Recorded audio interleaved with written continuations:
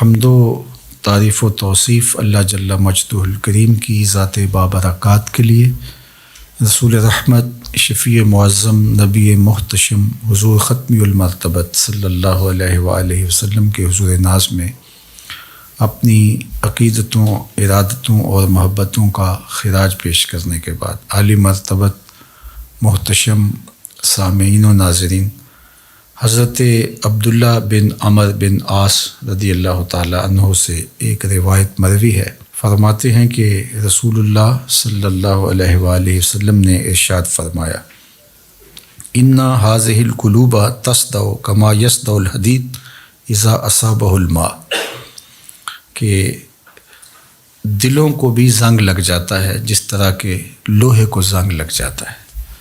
لوہے کو جب پانی لگ جائے تو وہ زنگ آلود ہو جاتا ہے۔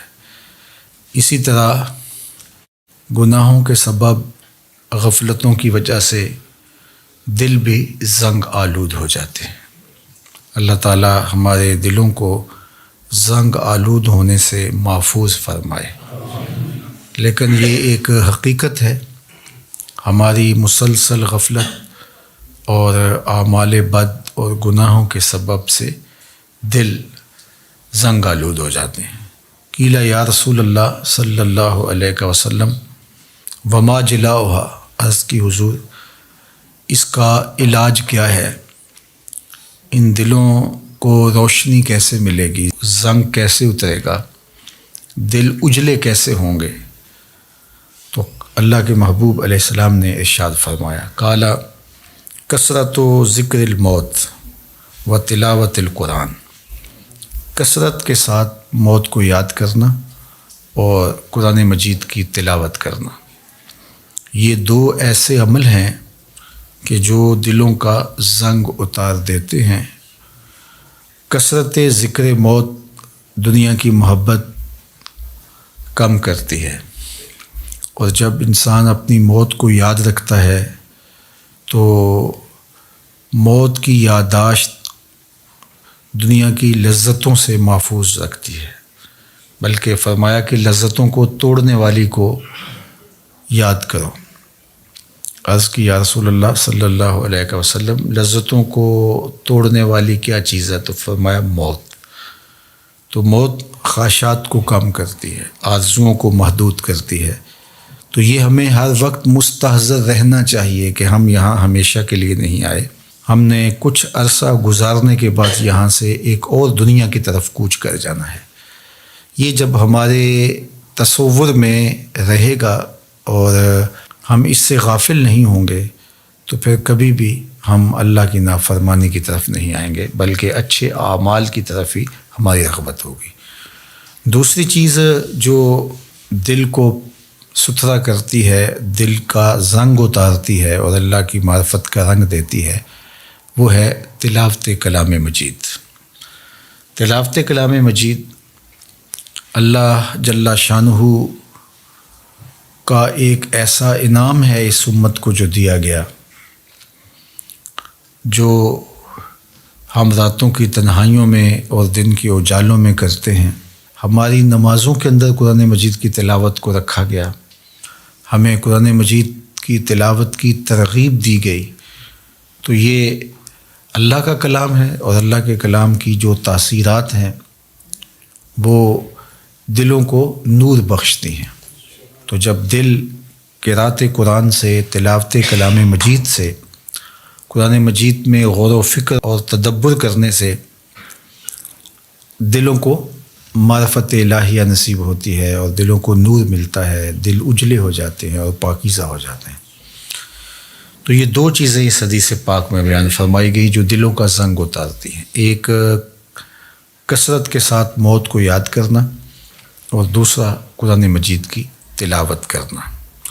اور ایک اور حدیث پاک میں جو اللہ کے محبوب علیہ السلام کا فرمان عالی شان ہے، بیان فرمایا گیا، اِنَّ لِكُلِّ شَيْءٍ ثَقَالَةٍ، ہر شے کا زنگ کسی نہ کسی شے سے اترتا ہے۔ وَإِنَّ ثَقَالَةَ الْقُلُوبِ ذِكْرُ اللَّهِ، اور دلوں کا زنگ اللہ کے ذکر سے اترتا ہے۔ ذکر الہی کرنے سے دل نور پاتے ہیں اور زنگ اترنا شروع ہو جاتا ہے۔ اور آقا کریم نے یہ بھی ارشاد فرمایا وما من شیء انجا من عذاب اللہ من ذکر اللہ، اللہ کے عذاب سے نجات دینے والی ذکر الہی سے بڑی کوئی چیز نہیں ہے۔ سب سے زیادہ اللہ کے عذاب سے جو نجات دیتا ہے وہ اللہ کا ذکر ہے۔ تو کثرت ذکر دلوں کا زنگ اتارتا ہے اور اللہ کی معرفت کا نور نصیب ہوتا ہے۔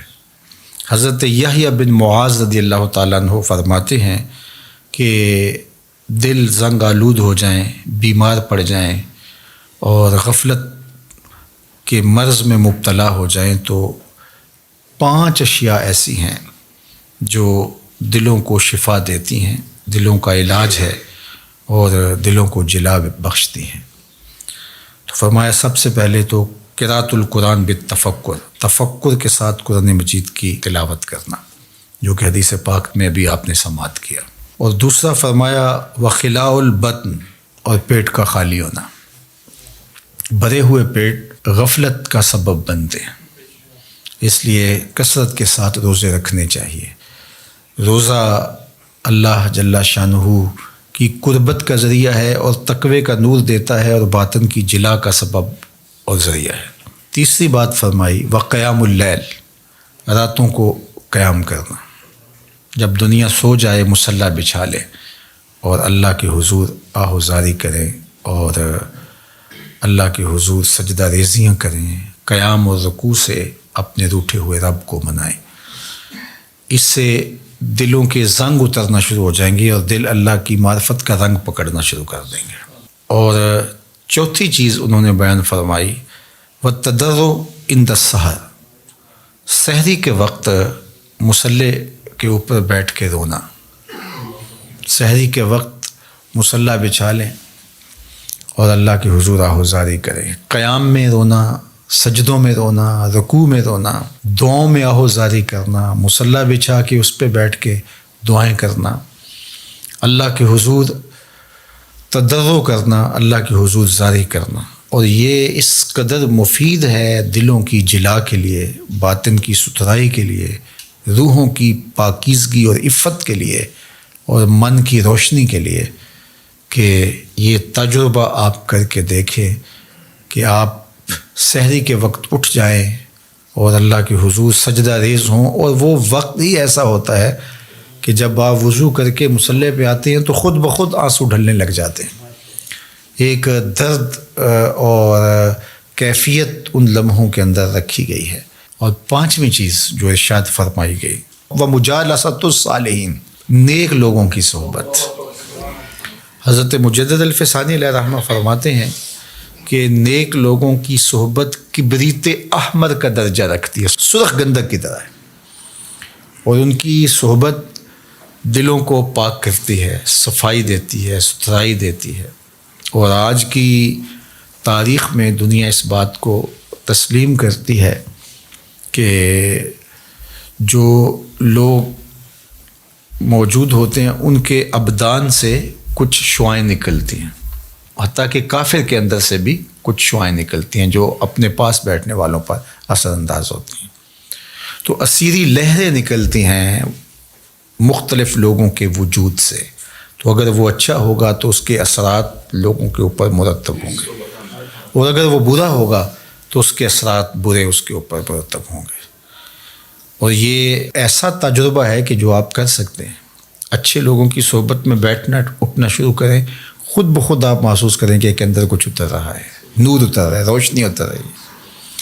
اچھے لوگوں کی صحبت میں بیٹھ کر رغبت دنیا کم ہوتی ہے، رغبت آخرت بڑھ جاتی ہے، انسان اپنا محاسبہ کرنے لگ جاتا ہے، نیکی کی طرف اس کے قدم اٹھنے لگ جاتے ہیں، برائی سے رکنا شروع کر دیتا ہے۔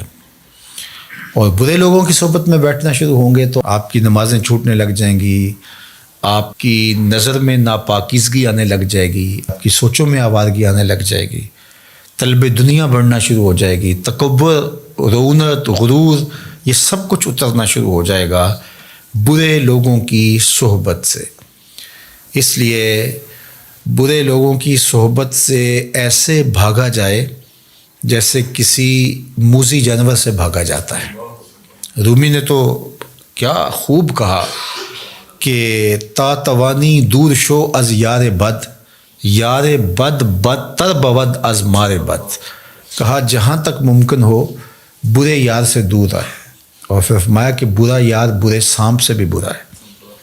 وہ کیوں؟ کہا کہ سانپ لڑتا ہے تو جان لیتا ہے، برا یار لڑتا ہے ایمان لیتا ہے، آخرت برباد کر دیتا ہے۔ اس لیے اچھے لوگوں کی صحبت کو تلاش کرنا چاہیے، اور اچھے لوگ مل جائیں تو ان کی صحبت کو غنیمت سمجھنا چاہیے۔ مجھے واصف علی واصف مرحوم کا ایک جملہ یاد آیا۔ انہوں نے کہا تھا جس شخص کے بارے میں تمہیں شک ہونا کہ اللہ کے قریب ہے اس کے نیڑے لگ جاؤ۔ تمہیں شک بھی پڑ جائے کہ یہ بندہ اللہ کے قریب ہے تو پھر اس کے نیڑے لگ جاؤ، اس کی غلامی اختیار کر لو، اس کی نوکری اختیار کر لو، اس کی صحبت اختیار کر لو۔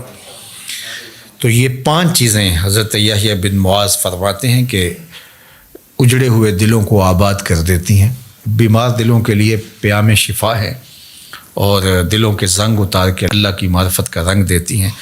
اور ان میں سے قراءۃ القرآن بالتفکر، دوسرا خلاء الباطن، تیسرا قیام اللیل، اور چوتھا التضرع عند السحر، اور 5واں مجالسۃ الصالحین، نیک لوگوں کی مجلس صحبت۔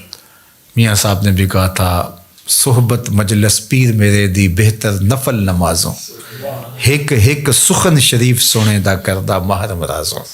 اللہ اکبر۔ چونکہ ظاہر ہے جو خیر پر مشتمل بندہ ہوگا تو وہ جب بھی بیٹھے گا خیر ہی بانٹے گا۔ الاناؤ یترشع بما فیہ، برتن سے وہی ٹپکتا ہے جو برتن کے اندر ہو۔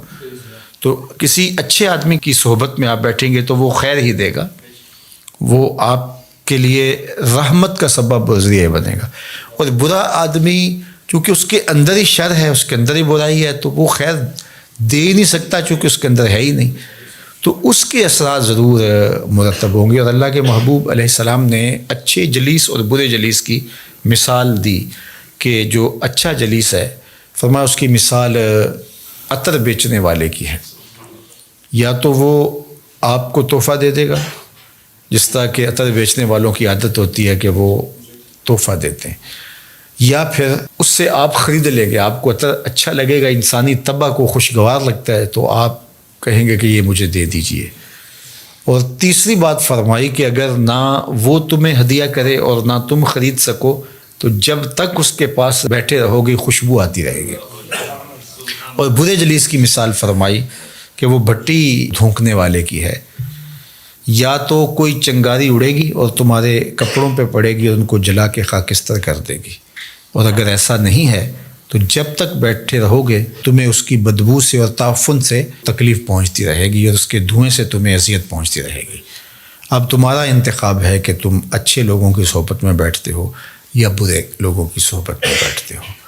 تو دلوں کا علاج پھر اللہ کے ذکر سے ہے۔